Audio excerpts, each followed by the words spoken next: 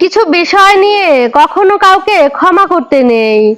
যেমন কেউ আপনাকে কষ্ট দিয়েছে, আপনি যদি তাকে ক্ষমা করে দেন, দ্বিতীয়বার সে আপনাকে সেইভাবে কষ্ট দিবে। কেউ আপনাকে ধোঁকা দিয়েছে, আপনি যদি তাকে ক্ষমা করে দেন, সেই মানুষটা দ্বিতীয়বারও আপনাকে ধোঁকা দিবে।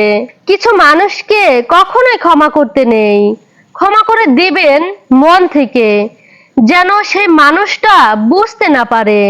যদি সেই মানুষটা বুঝতে পারে যে আপনি তাকে ক্ষমা করে দিয়েছেন, সেই মানুষটা দ্বিতীয়বার সেই ভুল করতে দ্বিধাবোধ করবে না। কিছু ভুল মানুষকে কখনোই ক্ষমা করতে নেই, ক্ষমা করলেও বুঝতে দিতে নেই। নিজে ক্ষমা করে দিন, তাহলে আপনি শান্তি পাবেন, কিন্তু কখনো বুঝতে দিয়েন না। আল্লাহ রব্বুল আলামিন তো জানেন আপনি তাকে ক্ষমা করে দিয়েছেন।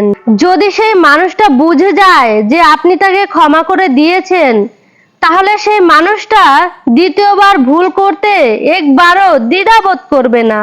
আপনাকে আবারও ধোঁকা দিবে, আবারও কষ্ট দিবে। সেজন্য বি কেয়ারফুল।